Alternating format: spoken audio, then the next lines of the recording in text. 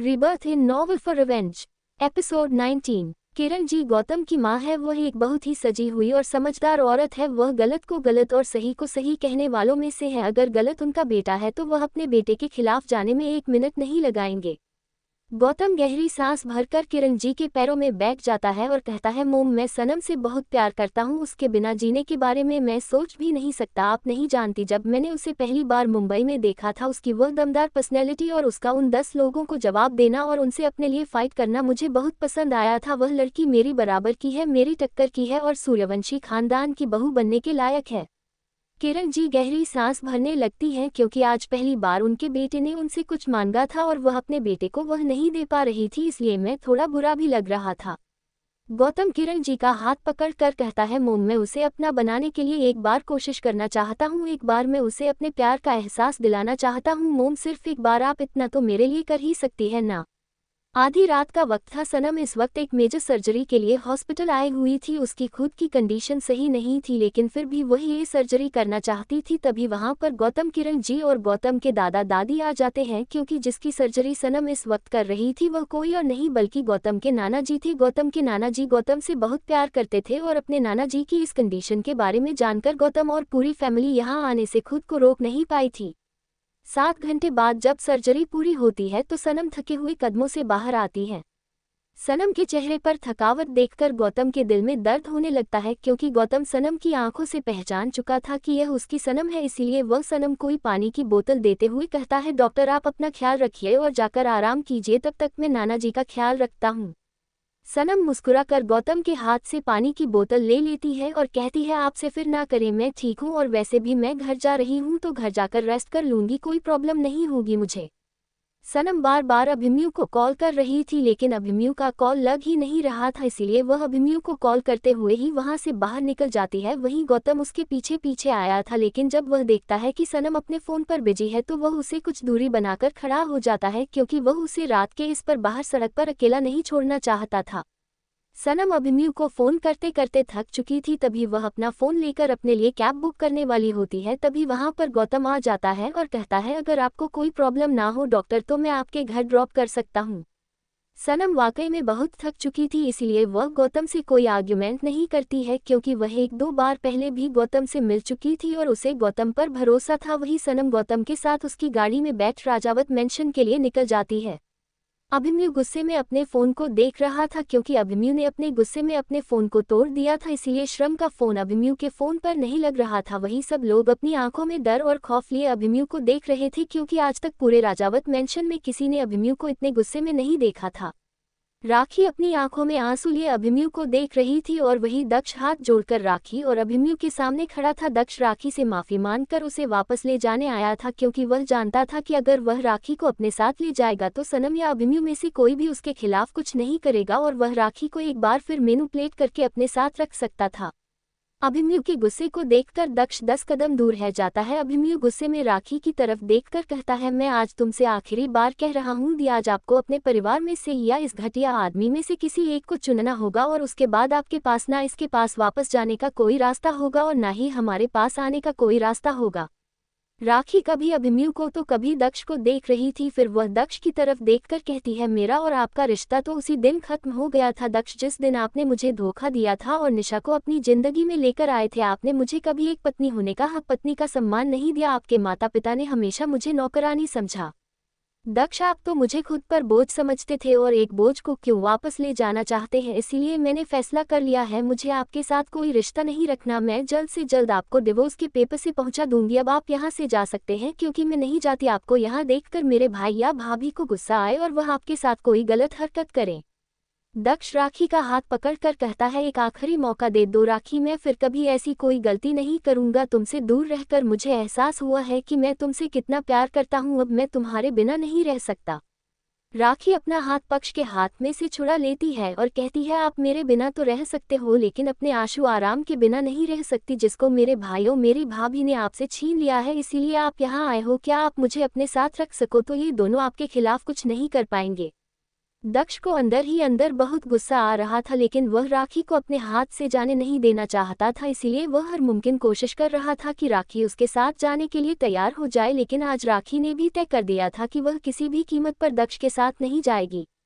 Car में सनम अपनी आंखें बंद करके बैठी हुई थी। वहीं गौतम एक तक सनम के चेहरे को देख रहा था। सनम बिना गौतम की तरफ देख रहती है। मिस्टर गौतम, मेरे फेस पर कुछ लिखा हुआ नहीं है और ना ही मेरे फेस को देखकर आप गाड़ी ड्राइव कर सकते हो, तो प्लीज सामने देखकर ट्रैक करो, क्योंकि मुझे सही सलामत अपने घर पहुंचना है, स्वर्ग में नहीं जाना। सनम की बात सुनकर गौतम हड़बड़ा जाता है और सामने देखकर गाड़ी टाइप करने लगता है। बात को आगे बढ़ाने के उद्देश्य से गौतम सनम की तरफ देखकर कहता है, आपका पूरा नाम क्या है? सनम गहरी सांस भरकर कहती है, सनम अभिमन्यु राजावत। जैसे सनम ने अपना पूरा नाम बताया था, वैसे ही गौतम के फोन पर किसी का कॉल आने लगता है। तो गौतम सनम की पूरी बात सुन ही नहीं पाया था। वह कॉल रिसीव करके बात करता है, फिर सनम की तरफ देखकर कहता है, आप मुझे एड्रेस जल्दी से बता दीजिए, मुझे वापस हॉस्पिटल जाना है। मोम अकेली है वहां पर। सनम मल्होत्रा मेंशन का एड्रेस गौतम को बता देती है। वहीं गौतम 10 मिनट बाद गाड़ी मल्होत्रा मेंशन के बाहर रुकता है। शर्म गाड़ी से उतरकर गौतम को बाय बोल देती है। वहीं गौतम भी जल्दी से वहां से चला जाता है। सनम थके हुए कदमों से राजावत मेंशन में इंटर होती है तो सामने चल रहे तमाशा को देखकर कोई गहरी सांस भरकर अभिमन्यु की तरफ देखकर कहती है, आपका फोन कहाँ है? अभिमन्यु, मैं पिछले 2 घंटे से आपको फोन कर रही थी, लेकिन आपका फोन लग ही नहीं रहा था। सनम की इतनी ठंडी आवाज सुनकर अभिमन्यु आराम रह जाता है और वह हैरानी से सनम की तरफ देख रहा था। वही सनम की नजरें तो दक्ष के ऊपर जमी हुई थी, क्योंकि दक्ष ने इस वक्त राखी का हाथ पकड़ा हुआ था। सनम राघवेंद्र जी की तरफ देखकर कहती है, पापा जी, यह क्या तमाशा चल रहा है और इस इंसान की हिम्मत कैसे हुई कि हमारे घर में कदम रख पाया और आप लोगों ने इसे घर के अंदर आने क्यों दिया? धक्के मार के घर से बाहर क्यों नहीं निकला? राघवेंद्र जी सनम की तरफ देखकर कहते हैं, बेटा, ये दोनों के बीच का मामला है, हम इसमें नहीं पड़ना चाहते थे। अभिमन्यु सनम की तरफ देखकर कहता है, कैसी रही तुम्हारी सर्जरी? सनम पूरी तरीके से अभिमन्यु को इग्नोर करके अपने कमरे की तरफ चली जाती है। तभी पीछे से कोई कुछ कहता है, जिसे सुनकर शर्म के हाथ की मुट्ठी बन जाती है और गुस्से में उसके दिमाग की नसें दिखने लगती है। दक्ष सनम की तरफ देखकर कहता है, जब मेरी बीवी को मेरे साथ रहने में और जाने में कोई दिक्कत नहीं है तो आप क्यों हम दोनों को अलग करना चाहते हैं? कहीं ऐसा तो नहीं है कि इसके पीछे आपका कोई मतलब और मकसद छुपा हो? सनम पलटकर दक्ष की तरफ देखती है। बाकी सभी दक्ष को उससे और नफरत से देख रहे थे। सनम आधी सीढ़ियों से नीचे उतर के आती है और दक्ष के सामने खड़ी हो जाती है। उसने अपने दोनों हाथों को अपने सीने पर फोल्ड करके रखा था और दक्ष को ऊपर से नीचे देखते हुए कहती है, ना तो तुम्हारी औकात है और ना ही तुम इस लायक हो कि मैं तुमसे बात करूं या तुम्हें किसी की जिंदगी से बाहर फेंको। और रही बात मतलब और मकसद की, तो यह मेरा घर है, यह मेरा परिवार है और ये लड़की जो तुम्हारे सामने खड़ी है ना, यह मेरे पति की बहन है। इस नाते मेरा पूरा हक बनता है कि मैं उसे सही और गलत का परिचय करता हूँ। और मेरी नज़रों में तुमने हाथी, बदतमीज, घमंडी और विकार इंसान हो और कचरे को मुंह लगाना सनम राजावत के खून में नहीं है। पता नहीं कचरे को राखी ने अपने सर का ताज कैसे बना दिया। मैं होती ना तो तुम्हें कीचड़ में रहने के लिए छोड़ देता, क्योंकि कचरा तो कीचड़ में ही अच्छा लगता है ना, या फिर डस्टबिन में तो किसी के लायक हो। इसीलिए मेरे मुंह लगकर अपने बेइज्जती करने से अच्छा है निकल जाओ यहाँ से और आइंदा कभी भी यह कदम रखने की गलती मत करना। सनम की इतनी इंसल्टिंग बातें सुनकर दक्ष अपने हाथ की मुट्ठी बना लेता है और दक्ष की आंखों में नफरत साफ साफ नजर आ रही थी। और दक्ष की आंखों की नफरत राजावत मेंशन में मौजूद किसी भी इंसान की आंखों से छुपी नहीं थी। लेकिन इस वक्त सब चुपचाप और मौन खड़े थे, क्योंकि सब देखना चाहते थे राखी क्या फैसला लेती है। सनम एक नज़र राखी और अभिमन्यु को देख अपने कमरे में चली जाती है, क्योंकि वह बहुत थक चुकी थी और इस दिन मतलब के ड्रामा में पड़ना नहीं चाहती थी। इसीलिए उसने वहां से जाना ही बेहतर समझा। सनम की आंखों की नाराजगी अभिमन्यु से बर्दाश्त नहीं हो रही थी। अभिमन्यु एक नज़र राखी और बाकी सबको देखकर अपने कमरे की तरफ चला जाता है। राखी दक्ष के हाथ से अपना हाथ छुड़ा लेती है और कहती है, मुझे आपसे कोई रिश्ता नहीं रखना दक्ष, और आज के बाद इस घर में कभी अपने कदम रखने की गलती मत करना। आपकी वजह से आज मेरी भाभी मुझसे नाराज है, इसलिए वह मुझे नाराज किस देखकर कहीं कि अभी मैं इस दुनिया में कुछ भी बर्दाश्त कर सकती हूँ, लेकिन अपनी भाभी की नाराजगी नहीं। तो आप यहाँ से जा सकते हो, डिवोर्स पेपर्स आपके पास पहुँच जाएंगे। राखी अपनी बात बोलकर वहां से अपने कमरे में चली जाती है। धीरे धीरे सारे मेंबर वहां से जा चुके थे। अब वहां पर सिर्फ राघवेंद्र जी मौजूद थे। राघवेंद्र जी दक्ष के सामने आकर खड़े हो जाते हैं और कहते हैं, मैं तुमसे बोला था ना, मेरी बेटी अब मुझे छोड़कर तुम्हारे पास कभी नहीं आएगी। और देखो, आज उसने साबित कर दिया कि वह राघवेंद्र राजावत की बेटी है और तुम्हें रिजेक्ट करके तुम्हारे मुंह पर उसने एक न दिखने वाला थप्पड़ मारा है। और एक बात, आज तुम इस घर में आ गई और जिंदा वापस जा रहे हो, इस हमारी मेहरबानी समझने, वरना तुमने जो मेरी बेटी के साथ किया है ना, उसके बाद तुम्हें जान से मारकर सूली पर लटका कर पूरे राजस्थान में घूमा था, लेकिन इस वक्त मेरी बेटी को मेरी ज्यादा जरूरत है। राघवेंद्र जी बॉडीगार्ड को इशारा कर कर अपने कमरे में चले जाते हैं। वहीं जैसे ही बॉडीगार्ड दक्ष को पकड़ने वाले होते हैं, दक्ष उन सब की तरफ गुस्से में देखकर कहता है, मुझे हाथ लगाने की जरूरत नहीं है, मैं खुद जा रहा हूँ यहाँ से, मुझे कोई शौक नहीं है यार रहने का। दक्ष राजावत मेंशन से चला जाता है। अपने कमरे की बालकनी में खड़ी सनम दक्ष को जाते हुए देख रही थी, लेकिन पता नहीं आज उसका ध्यान कहाँ था कि उसके पास इतनी देर से खड़ा अभिमन्यु भी उसे नजर नहीं आया था। सनम गहरी सांस भरकर वहां से सीधा अपने कमरे में आ जाती है। उसने एक नज़र भी अभिमन्यु को नहीं देखा था और यही बात अभिमन्यु को बहुत दर्द दे रही थी। अभिमन्यु सनम से बात करना चाहता था, लेकिन सनम तो उसे ऐसे इग्नोर कर रही थी जैसे उसके सामने कोई इनविजिबल दीवार हो, उसे दिखाई नहीं दे रही। सनम बाथरूम में जाकर फ्रेश होती है, पर आकर बैठकर लेट जाती है। अभी थोड़ी ही देर हुई थी कि सनम गहरी नींद में चली गई थी, क्योंकि पूरे दिन ऑफिस का काम, घर का काम और फिर इतनी चोट लगने के बावजूद भी इतनी हार्ड सर्जरी करके उसके मन के साथ साथ उसकी बॉडी भी थक चुकी थी, इसलिए वह बहुत जल्दी गहरी नींद में चली गई थी। अभिमन्यु सनम के चेहरे को देख रहा था। सनम के चेहरे पर परेशानी की लकीरें अभिमन्यु को साफ नजर आ रही थी, लेकिन सनम अपनी परेशानी अभिमन्यु को बात नहीं रही थी, इसीलिए अभिमन्यु को पता ही नहीं चल रहा था कि सनम किस बात से इतनी परेशान है और उससे नाराज है। गौतम हॉस्पिटल पहुंच चुका था। गौतम जैसे ही अपनी मॉम के सामने जाता है, वह देखता है उसकी मॉम के चेहरे पर पसीना आ रहा था और वह घबराहट में तेज सांस ले रही थी। ये देखकर गौतम समझ जाता है कि किरण जी ने आसपास जरूर उसके पिता को देखा है, इसीलिए वह इस तरह से रिएक्ट कर रही है। गौतम किरण जी को अंदर कमरे में ले जाता था, उनकी दवाइयाँ देता है। दवाई खाने के बाद कि किरण जी जल्दी ही गहरी नींद में चली जाती है। गौतम अपने असिस्टेंट और पर्सनल बॉडीगार्ड को बाहर कॉरिडोर में बुलाता है और उन्हें कुछ समझाकर कमरे की तरफ इशारा कर देता है। थोड़ी देर बाद गौतम के भरोसेमंद बॉडीगार्ड और असिस्टेंट ही को वहां से लेकर सीधा राजस्थान के उनके घर ले जाते हैं, क्योंकि गौतम नहीं चाहता था कि दोबारा उसकी मां उसके पिता को देखकर पैनिक करे और उनकी तबीयत खराब हो। अब अस्पताल में गौतम अकेला था। गौतम अपने नाना जी को अच्छे से देखकर बालकनी में जाकर खड़ा हो जाता है और सामने आसमान को देखने लगता है। उसे बार बार सनम का चेहरा याद आ रहा था। तभी उसे याद आता है कि वह सनम को कॉल कर सकता है, लेकिन जैसे ही वह अपना फ़ोन उठाता है तब उसे एहसास होता है कि उसके पास तो सनम का नंबर ही नहीं है। इतनी मुलाकात में भी उसने आज तक सनम से उसका नंबर नहीं लिया है। गौतम अपने असिस्टेंट पंकज को कॉल करता है और सनम के बारे में इंफॉर्मेशन निकालने के लिए बोलता है, और उसका पर्सनल कॉन्टैक्ट नंबर भी पंकज सच में पड़ जाता है, क्योंकि आज तक कभी भी गौतम ने किसी लड़की की जानकारी नहीं ली थी, तो आज वह ऐसा क्यों कर रहा था। पंकज अपना सर झटका है और सनम की इन्फॉर्मेशन निकालने के लिए जल्दी से किसी को कॉल करता है। अगली सुबह सनम जल्दी उठकर नहाकर नीचे आ जाती है, जहां नानी माँ और दादी माँ मंदिर में पूजा की तैयारी कर रही थी। सनम को आया देख नानी माँ के चेहरे पर एक सौम्य सी मुस्कुराहट आती है और वह सनम को अपने पास बिठा लेती हैं। नानी माँ और दादी माँ दोनों सनम के चेहरे को देख रही थी, क्योंकि सनम का चेहरा कुछ मुरझाया हुआ सा था। उसके चेहरे पर वह रौनक नहीं थी जो हमेशा रहती थी। उसकी आंखों में नाराजगी थी और होठों पर खामोशी। वैष्णवी जी, राघवेंद्र जी, दादाजी सब लोग मंदिर में आ चुके थे। सब लोग सनम के चेहरे को देख रहे थे। तभी राखी भी आ जाती है और वह भी सनम के पास बैठ जाती है। वैष्णवी जी सनम के सर पर हाथ रखकर कहते हैं, बेटा क्या हुआ है, किस बात से इतनी परेशान हो, अगर कुछ हुआ है तो हमें बताओ, हम सब हैं ना तुम्हारे साथ। सनम सबकी तरफ देखती है और फिर कहती है, कुछ नहीं हुआ है, आप लोग वैसे ही परेशान हो, कल मैं बहुत थक गई थी, ऑफिस का काम, इतनी चोट, उसके बाद इतनी हार्ड सर्जरी। मैं बार बार अभिमन्यु को कॉल कर रही थी कि वह मुझे हॉस्पिटल से आकर ले जाए, क्योंकि मुझमें चलने तक की ताकत नहीं थी, लेकिन अभिमन्यु का फ़ोन नहीं लगा। बस मुझे गुस्सा आ गया था इस बात पर कि उसे मेरी फिक्र ही नहीं है।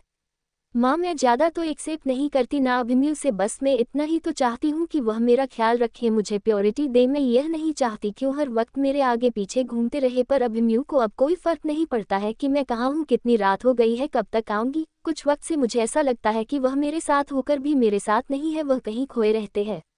अभिमन्यु जब सोकर जगा तो सनम को कमरे में ना देखकर वह बेचैन हो गया था, इसलिए वह नीचे आ रहा था। तब उसने सनम की बात सुनी थी। अभिमन्यु को भी एहसास हो रहा था कि पिछले कुछ वक्त से वह सच में सनम पर ध्यान नहीं दे रहा था, ना ही वह सनम की केयर करता था। या तो वह अपनी ऑफिस में बिजी होता था या फिर राखी के चक्कर में बिजी रहता था।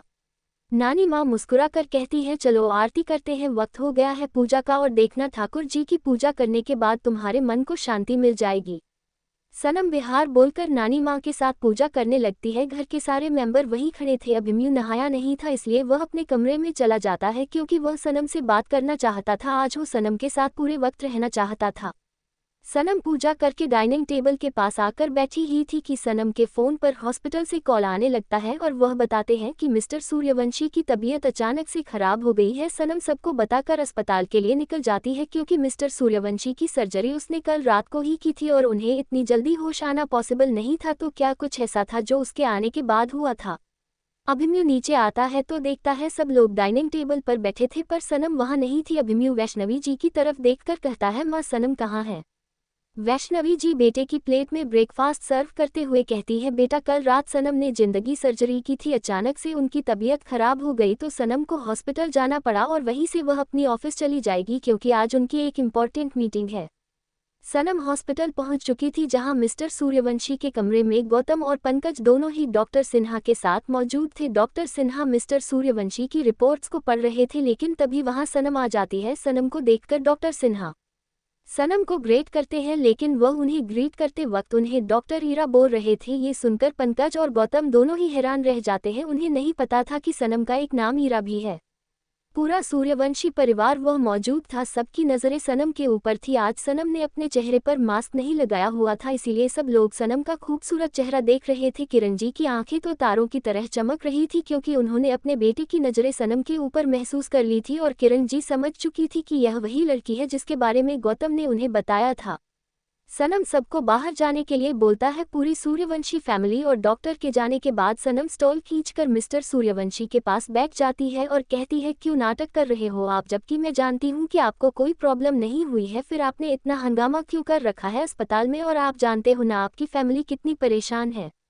मिस्टर सूर्यवंशी अपनी आंखें खोलकर सनम की तरफ देखकर कहते हैं, तो क्या करूं, मैं गौतम को शादी के लिए मनाना चाहता हूं और वह लड़का पता नहीं किसी लड़की के चक्कर में लगा हुआ है कि उसके अलावा किसी और से शादी ही नहीं करना चाहता। इसीलिए मैंने ये नाटक किया कि शायद वह शादी के लिए हाँ कर दे, लेकिन वह भी पक्का जिद्दी है। मेरी इतनी बुरी हालत देखने के बाद भी शादी के लिए हाँ नहीं बोला उसने। सनम मुस्कुराकर कहती है, मिस्टर सूर्यवंशी आपको इस तरह नाटक नहीं करना चाहिए। अगर मिस्टर गौतम किसी को पसंद करते हैं या किसी से प्यार करते हैं तो एक बार आपको उसे लड़की से मिलना चाहिए ना, जिससे आपके दिल को भी तसल्ली हो जाएगी और मिस्टर गौतम को भी कोई प्रॉब्लम नहीं होगी।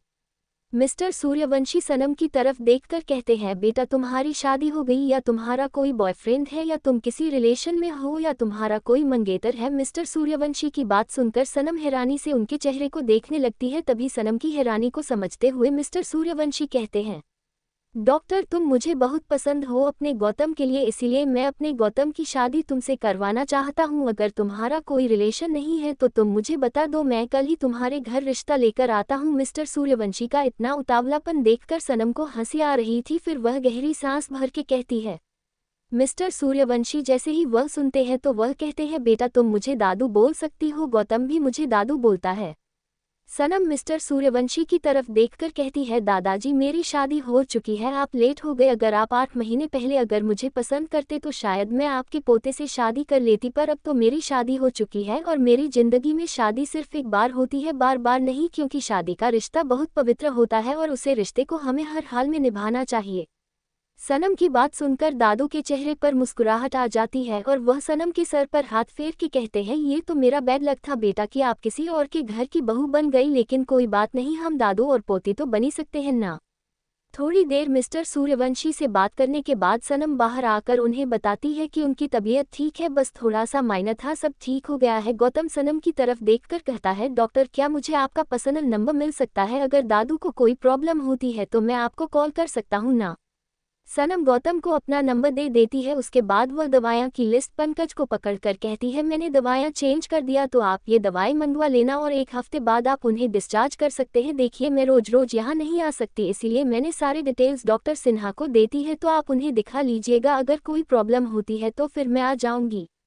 सनम सबसे मिलकर बाहर जाने लगती है। तभी गौतम पीछे से आकर कहता है, मैं आपको छोड़ देता हूँ डॉक्टर। सनम गौतम की तरफ देखकर कहती है, नो थैंक्स मिस्टर सूर्यवंशी, मैं अपनी गाड़ी से आई हूँ, मेरे साथ ड्राइवर भी है तो कोई प्रॉब्लम नहीं है, और वैसे भी मुझे कहीं और जाना है। गौतम सनम की तरफ देखकर कहता है, डॉक्टर आप मेरे साथ एक कॉफ़ी तो पी नहीं सकती है ना, आपने मेरे दादू की जान बचाई है, मैं आपको थैंक यू बोलना चाहता हूँ। सनम एक नज़र को तुमको देखकर कहती है, ठीक है मैं आपके साथ कॉफ़ी पीने चलती हूँ, पर प्लीज़ जल्दी, मुझे कहीं जाना है। गौतम खुश हो जाता है कि चलो सनम की तरफ उसने पहला कदम बढ़ाया तो सही, और सनम ने भी काफ़ी के लिए हाँ बोलकर गौतम के दिल को एक उम्मीद देती थी। सनम और गौतम हॉस्पिटल के पास एक कैफेटेरिया में कॉफ़ी पीने के लिए आए थे। वहीं किसी की नज़रें सनम और गौतम पर बराबर बनी हुई थी। उसकी नज़रों में गुस्सा और जलन दिखाई दे रही थी। अभिमन्यु भी अपनी एक बिजनेस मीटिंग के लिए अपने असिस्टेंट अनुज के साथ आज इसी कैफेटेरिया में आया था। क्योंकि यह कैफेटेरिया हॉस्पिटल के पास था, इसलिए उसने सोचा था कि वह मीटिंग करने के बाद सनम को अपने साथ लेकर घर जाएगा। लेकिन सनम को किसी और के साथ कैफेटेरिया में देखकर अभिमन्यु का जलन और गुस्से से बुरा हाल था। वह गुस्से से गौतम को घूर रहा था।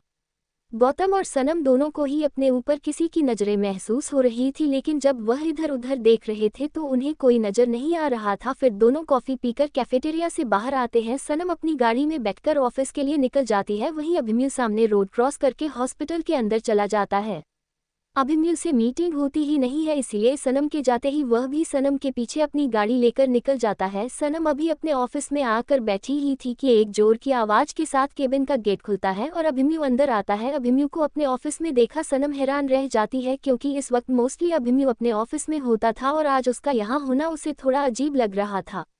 अभिमन्यु जल्दी से सनम के पास आता है और उसे खड़ा करके उसके गले लग जाता है। 5 मिनट, 10 मिनट, 20 मिनट, आधे घंटे तक ऐसे ही अभिमन्यु सनम के गले लगा रहता है और फिर उसके चेहरे की तरफ देखकर कहता है, प्लीज़ सनम मुझे छोड़कर कहीं मत जाना, नहीं जी पाऊंगा मैं तुम्हारे बिना, मुझे तुम्हारी नाराज़गी बर्दाश्त नहीं होती और आज तुम्हें किसी और के साथ देखकर मुझे ऐसा लगा जैसे मेरे शरीर से कोई मेरे दिल को निकल रहा है। सनम अभिमन्यु को खुद से दूर करती है और कहती है, आप मेरे ऑफिस में इसका क्या कर रहे हैं? आपको तो अपने ऑफिस में होना चाहिए था ना, और माँ बता रही थी और ज़रूरी मीटिंग थी तो आपको मीटिंग में होना चाहिए था ना। अभिमन्यु सनम का हाथ पकड़ता है और उसे ऑफिस से बाहर ले जाता है। पूरा ऑफिस अभिमन्यु को देख रहा था, क्योंकि सनम के ऑफिस में सब जानते थे कि अभिमन्यु सनम का हस्बैंड है, इसीलिए कोई कुछ नहीं कहता। अभिमन्यु सनम को लेकर अपनी गाड़ी में बैठ वहां से निकल जाता है। सनम पूरे रास्ते अभिमन्यु से पूछ रही थी, लेकिन अभिमन्यु ने कोई जवाब नहीं दिया था।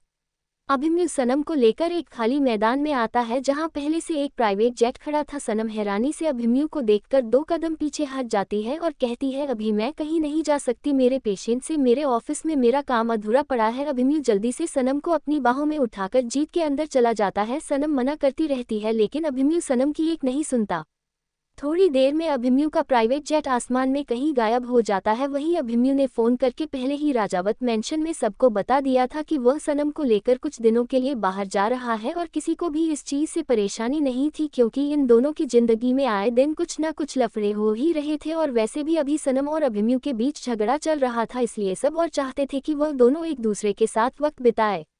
गौतम हॉस्पिटल पहुंचता है तो वहां पर डॉक्टर सिन्हा पहले से ही मौजूद थे। डॉक्टर सिन्हा श्री सूर्यवंशी को चेक करते हैं और फिर गौतम की तरफ देखकर कहते हैं, देखिए मिस्टर गौतम, डॉक्टर इरा छुट्टी पर गई हुई है, इसीलिए सूर्यवंशी की सारी रिपोर्ट एंड टेस्ट में ही करूंगा।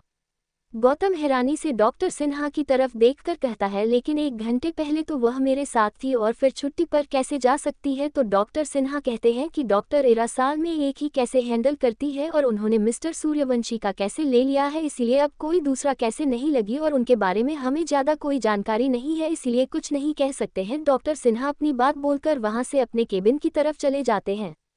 गौतम अपना फ़ोन निकाल कर सनम को कॉल करता है तो सनम का फ़ोन स्विच ऑफ आ रहा था। जब अभिमन्यु उसके नंबर को ट्रैकिंग पर डालता है तो उसका फ़ोन हाई टेक्नोलॉजी से बना हुआ था, जिसे कोई भी आसानी से ट्रैक नहीं कर सकता। ये सब देखकर गौतम गहरी सांस भरता है और वह समझ जाता है कि जब तक सनम नहीं चाहेगी तब तक वह उससे नहीं मिल सकता और नहीं बात कर सकता है। वहीं दूसरी तरफ मल्होत्रा मेंशन में आज चारों तरफ हड़बड़ी का माहौल था, क्योंकि अचानक से महिमा की तबीयत खराब हो गई थी और महिमा को अस्पताल में एडमिट कराया गया था, जहां पर महिमा ने एक प्यार से बेटे को जन्म दिया था। और इस बात से सनम अभिमन्यु से नाराज थी, अगर अभिमन्यु से लेकर नहीं आता तो वह भी अपने इस नन्हे मेहमान के साथ थोड़ा वक्त बिता सकती थी। तारा अक्षय के सीने से लगी बैठी थी और कहती है, मुझे भी मन बना है अक्षय, मुझे भी मेरा बच्चा चाहिए। अक्षय हैरानी से तारा को देखता है और कहता है, तुम खुद अभी बच्ची हो और तुम्हें बच्चा चाहिए, दिमाग ठीक है तुम्हारा? तारा गुस्से में अक्षय की तरफ देखती है, लेकिन अक्षय तारा के गुस्से को नज़रअंदाज कर देता है। अक्षरा और अर्जुन दोनों एक दूसरे का हाथ पकड़ कर खड़े थे, क्योंकि आज सुबह ही अक्षर को पता चला था कि वह प्रेग्नेंट है, इसीलिए अर्जुन और अक्षरा बहुत खुश थे। जहां मल्होत्रा मेंशन में चारों तरफ खुशियां छाई हुई थी, वहीं मुंबई में कनक की जिंदगी में ग्रहण बनकर आया था सुमित अग्रवाल। कनक को ना चाहते हुए भी अपने भाई और मां के बगैर सुमित से शादी करनी पड़ती है क्योंकि सुमित ने कनक के दादाजी और पापा को गन पॉइंट पर रखा था। कनक मन ही मन में कार्तिक से 1000 बार माफी मांग चुकी थी, लेकिन वह उसके साथ धोखा तो कर ही चुकी थी, भले ही अपने पापा की और दादाजी की जान बचाने के लिए ही क्यों ना, लेकिन धोखा तो उसने किया था। जैसे ही राजस्थान में अभिज्ञान को पता चलता है कि उसके दादाजी और पापा ने चल चलकर कनक की शादी सुमित से करवा दी है, तो अभिज्ञान को उन दोनों पर बहुत गुस्सा आता है और वह तुरंत गीता जी को लेकर मुंबई के लिए निकल जाता है। लेकिन वहां पहुंचने हंसते बहुत देर हो चुकी थी, क्योंकि जब तक वह वहां पहुंचा तब तक सुमित कनक को अपने साथ लेकर जा चुका था और उसके दादाजी और पापा बहुत खुश नजर आ रहे थे। अभिज्ञान उन दोनों के सामने जाकर खड़ा हो जाता है। वहीं अभिज्ञान को इतनी जल्दी वापस आया देख वह दोनों हैरान थे, लेकिन फिर वह लोग नॉर्मल हो जाते हैं, क्योंकि जो वह करना चाहते थे वह तो हो चुका था। कनक की शादी सुमित अग्रवाल से हो चुकी थी। अभिज्ञान गुस्से में अपने पापा और दादाजी की तरफ देखकर कहता है, मुझे ऐसा लगता था कि आपसे प्रॉपर्टी के लालची है, लेकिन आज आपने जो हरकत की है ना कनक के साथ, उसे देखकर और सुनकर तो मुझे एहसास हो गया है आप तो इंसान कहलाने के लायक नहीं हो। अरे एक बेटी के लिए उसका पिता उसका हीरो होता है और आपने अपनी ही बेटी को सुमित जैसे नीच और घटिया लड़के के साथ बांध दिया सिर्फ अपने लालच में। अरे आपको राजस्थान की राजगद्दी चाहिए थी, आपको ना अपने बेटे से प्यार था, ना अपनी बेटी से, ना अपनी पत्नी से। अरे आप दोनों तो दादा और पापा कहलाने के लायक नहीं है, घटिया और निहायती बेशर्म लोग हैं आप दोनों। अभिज्ञान उन दोनों को इतना कुछ सुनता है, उनके साथ इतनी बदतमीजी से पेश आता है, लेकिन वह दोनों आज अभिज्ञान को कुछ नहीं बोलते, क्योंकि उनका पहला प्लान कामयाब हो चुका था और अब उन्हें इंतजार था अपने दूसरे प्लान के पूरे होने का। वही गीता जी एक फैसला कर चुकी थी और वह अभिज्ञान को लेकर यहाँ से हमेशा के लिए जाने वाली थी। जहाँ एक तरफ खुशियां थी तो वहीं दूसरी तरफ मापन था, और कार्तिक अभी इस बात से अनजान था कि उसकी कनक को कोई जबरदस्ती अपनी पत्नी बनाकर अपनी जिंदगी में ले जा चुका है।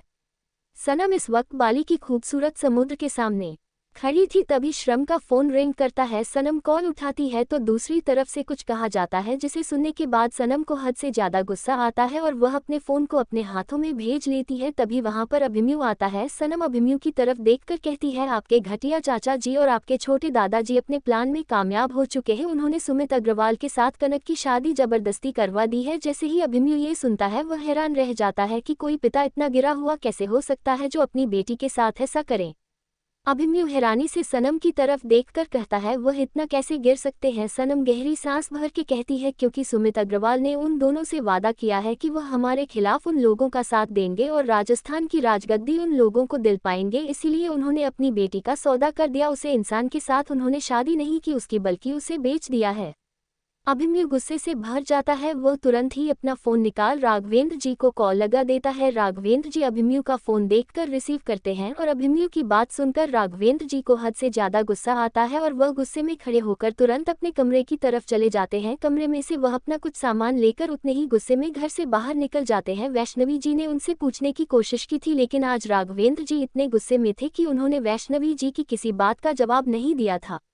समीर, कार्तिक, अर्जुन, अक्षत, आदित्य चारों पांचों ही राघवेंद्र जी के पीछे निकल जाते हैं। राघवेंद्र जी को अपने प्राइवेट जेट में जाता देख वह हैरान रह जाते हैं और वह भी जबरदस्ती राघवेंद्र जी के साथ उनके प्राइवेट जेट में बैठकर निकल जाते हैं। उनमें से तो किसी को पता ही नहीं था कि आखिर राघवेंद्र जी इतने गुस्से में क्यों हैं और क्या वजह है उनके इतने गुस्से में होने की।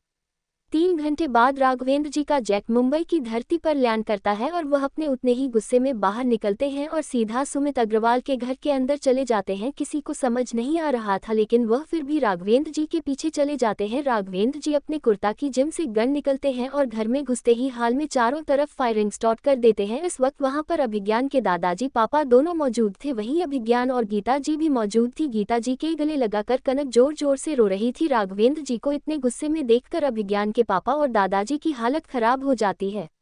राघवेंद्र जी सीधा सुमित अग्रवाल के सर पर बंदूक पॉइंट कर देते हैं और कहते हैं, तेरी हिम्मत कैसे हुई मेरी बेटी पर गंदी नजर डालने की, और तेरी हिम्मत कैसे हो गई कि तू इन घटिया लोगों से मेरी बेटी का सौदा करे। वही राघवेंद्र जी को इतने गुस्से में देख सुमित के चेहरे पर डर की लकीरें आ जाती है। वहीं अभिज्ञान हैरानी से राघवेंद्र जी को देख रहा था, क्योंकि आज तक उसने कभी राघवेंद्र जी को इतने गुस्से में नहीं देखा था। वहीं कनक भी हैरानी से अपने बड़े पापा को देख रही थी।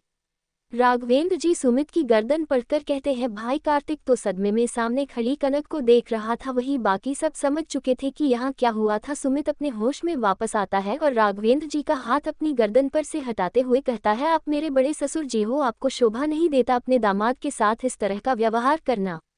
राघवेंद्र जी सुमित की गर्दन पर अपनी पकड़ टाइट करते हुए कहते हैं, तो जैसा गंदी नाली का कीड़ा राघवेंद्र राजावत का दामाद कभी नहीं बन सकता। तुझे क्या लगा इन घटिया लोगों की बातों में आकर तुम मेरी बेटी के लिए सौदा करोगे और यह राघवेंद्र राजावत तुम्हें जिंदा छोड़ देगा? ऐसा तुम मुमकिन नहीं होगा। तुझे क्या लगा मुझे कुछ पता नहीं चलेगा? मुझे सब कुछ पता है। तेरी शादी नहीं हुई है कनक से, बल्कि वह पंडित वह फेरे सब झूठ था। तुझे सिर्फ कुछ वक्त के लिए कनक के साथ रहना था और उसके बाद उसे छोड़कर भाग जाना था।